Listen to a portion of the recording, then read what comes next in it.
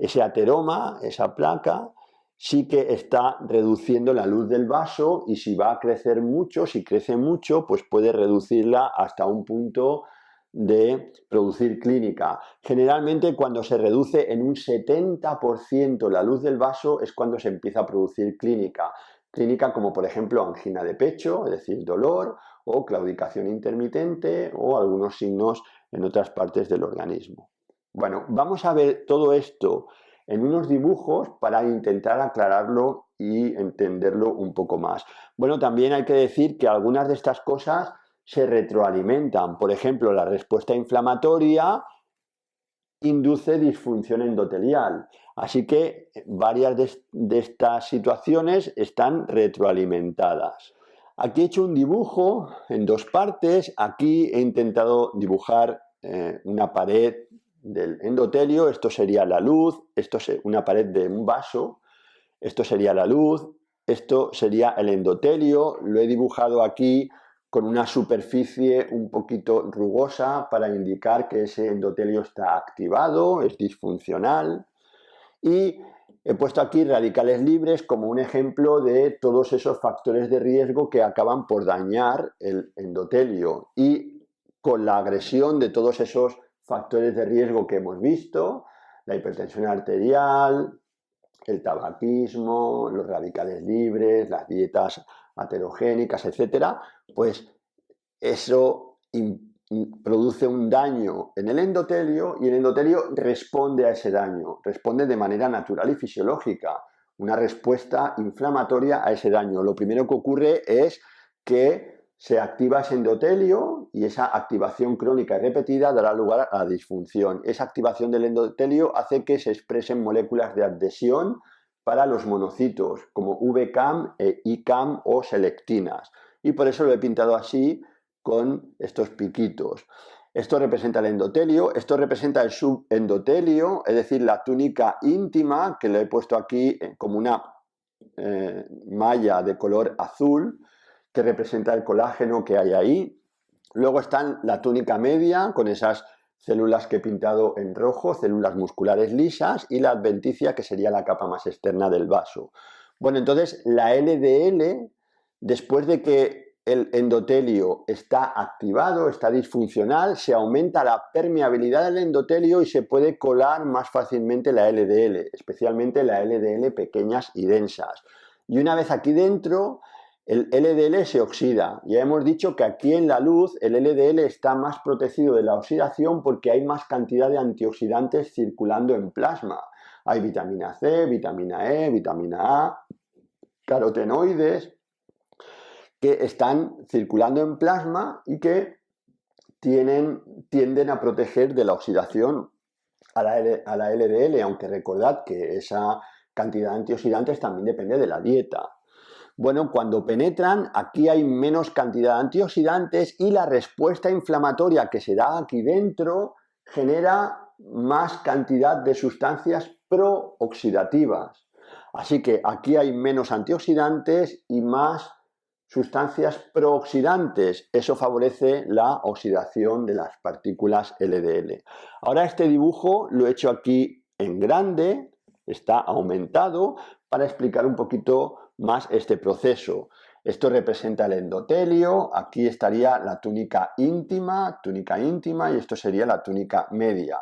Entonces, este endotelio activado, disfuncional, expresa estas moléculas de adhesión para los monocitos y un monocito que viene circulando por aquí, digamos que es atrapado, es reclutado por estas moléculas de adhesión que se unen a las moléculas de superficie del monocito. El monocito se ancla, empieza a rodar y libera sustancias que ayudan a separar un poquito más estas células para que pueda penetrar por un proceso llamado diapédesis. La diapédesis es un proceso en el que la célula se encoge, como se encoge un gato cuando quiere pasar por un agujero o una rendija que es demasiado estrecha, pero que le cabe la cabecita y luego el resto del cuerpo lo puede encoger. Pues así pasa con el monocito que atraviesa esa pared por diapédesis. Una vez que está dentro, el monocito, aquí en el interior de la pared, en el subendotelio, el monocito se diferencia a macrófago. Y el macrófago ya es una célula activada capaz de iniciar su trabajo. ¿Y cuál es su trabajo? Empezar a fagocitar. Un macrófago, ya su palabra, su nombre lo indica, fago es que come, macro es grande, una célula grande que come. ¿Y qué come? Come la LDL oxidada. Entonces los macrófagos empiezan a fagocitar, a comer la LDL oxidada, y esa LDL oxidada que está en el interior del macrófago, el macrófago no es capaz de degradarla por completo y se convierten en células espumosas. Esas son las famosas células espumosas. Esas células espumosas van a sufrir apoptosis, muerte celular programada, y los restos de la apoptosis de esas células, restos del citoplasma, del retículo endoplasmático liso y rugoso, de las mitocondrias, de la membrana nuclear y de la membrana plasmática, restos de la célula se quedan ahí junto con cristales de colesterol y restos de LDL que habían fagocitado esas células, esos macrófagos, esas células espumosas. Así que tenemos que aquí en medio hay detritus y cristales de colesterol. Bueno, pues esto que aparece aquí es la estría grasa. Y mirad que la estría grasa no es una lesión que esté sobreelevada.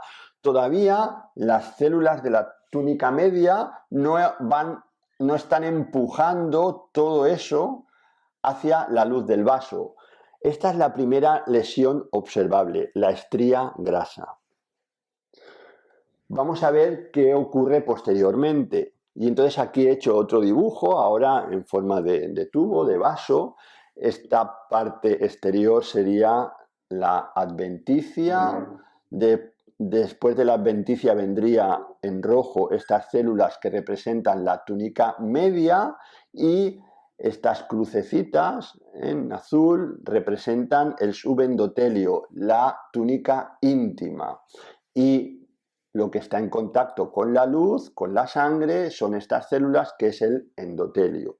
Bueno, hemos visto que se ha producido la estría grasa, y en la estría grasa recordad que encontramos células espumosas, cristales de colesterol, detritus, macrófagos, células linfocitos T y LDL oxidada. Bueno, pues ahora se produce una respuesta, continúa la respuesta inflamatoria, y los linfocitos T y los macrófagos y también las células endoteliales empiezan a liberar sustancias proinflamatorias, citocinas y factores de crecimiento, y esas citocinas y factores de crecimiento, citocinas como la interleuquina 1, interleuquina 6, interleuquina 2, 3, etcétera, el factor de necrosis tumoral alfa y otros factores y otras citocinas inflamatorias. Esas citocinas van a llamar a las células de la túnica media, a las células musculares lisas y a los fibroblastos que están ahí en la matriz, para que migren, se separen y que migren hacia el endotelio. Además, las células endoteliales producen sustancias protrombóticas, sustancias que reclutan, que llaman a las plaquetas para la formación de trombos. Bien, entonces esas células empiezan, la túnica media empieza a empujar toda esta lesión de la estría grasa hacia la luz, y además intentan los fibroblastos y las células musculares poner una capa de colágeno, de tejido conjuntivo, para proteger esa lesión y que no se acabe rompiendo la pared del interior de la arteria. Entonces tenemos aquí una cápsula fibrosa y tenemos un núcleo que es un centro lipídico necrosado o centro necrolipídico. ¿Por qué necrosado? Porque eso ya no tiene oxigenación ni nutrición, y entonces se necrosa todo ese material, esos detritus, y ese centro lipídico necrosado junto con esta capa fibrosa que lo envuelve, la capa fibrosa y el centro lipídico necrosado, es el ateroma. Es decir, la placa de ateroma que va a ir creciendo a medida que se van acumulando más detritus, más lípidos y sigue proliferando esa respuesta inflamatoria, va a ir creciendo y puede estrechar la luz. Produce un estrechamiento, una estenosis de la luz, y si esa estenosis, ese estrechamiento supera el 70% más o menos de la luz, empieza a aparecer la clínica. Bueno, ¿qué otra situación puede ocurrir con el desarrollo y la progresión de la placa? Bueno, pues esa placa puede sufrir una rotura. Esa rotura de la placa hace que las plaquetas que están aquí circulando tomen contacto con el colágeno del subendotelio y con los proteoglicanos de la matriz. En el momento en que las plaquetas toman contacto con el colágeno o con los proteoglicanos, empiezan a agregarse como locas y producen un trombo. Es una situación fisiológica ante la rotura de un vaso. Si no, nos desangraríamos. Es lo que ocurre en una hemorragia, que se produce un trombo plaquetario. Pero en este caso, ese trombo se está produciendo en el interior de la arteria.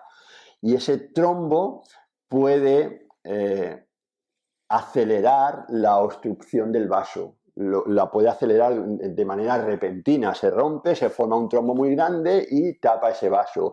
Y en función de lo que ocurra, si ese trombo tapa por completo un vaso de una arteria coronaria, si la obstrucción es total, se produce un síndrome coronario agudo con elevación de ST.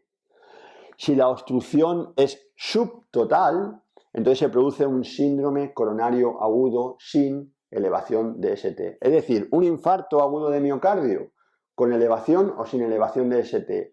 Con elevación de ST porque la obstrucción es total.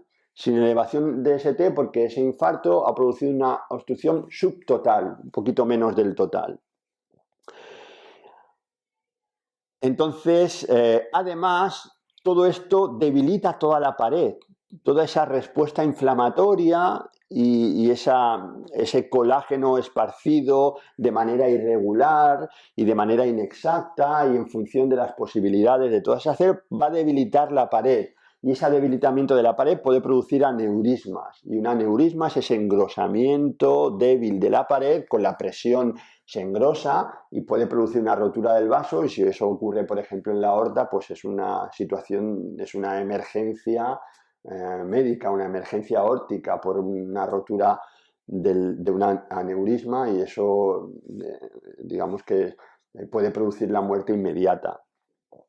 También el infarto agudo de miocardio que estamos viendo puede producir la muerte inmediata si es una arteria demasiado importante o que irriga una parte muy grande del corazón. Entonces, si la placa fibrosa es estable, es decir, si no se rompe, lo que se produce es una angina estable.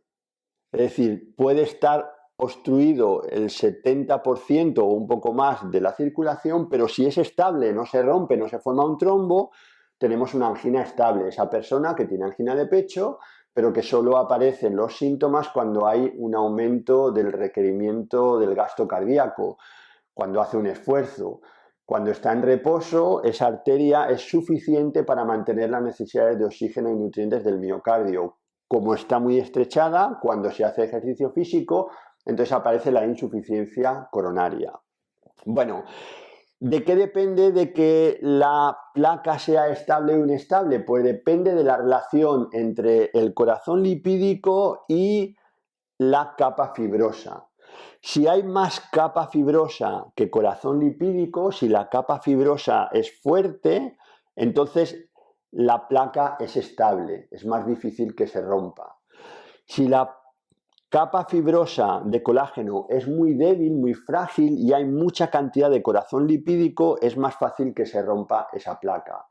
Otro motivo más para recomendar todas aquellas sustancias que sabemos que favorecen la síntesis de colágeno en las personas que tienen aterosclerosis y que tienen angina de pecho, porque el déficit de vitamina C va a impedir que se haga una buena capa fibrosa. En cambio, si damos vitamina C y lisina y prolina y glicina y magnesio y bioflavonoides, pues favoreceremos que se produzca una buena capa fibrosa que por lo menos hará estable esa placa, mientras luego vamos cambiando el estilo de vida, la dieta y la suplementación para tratar de ir disolviendo toda esa placa.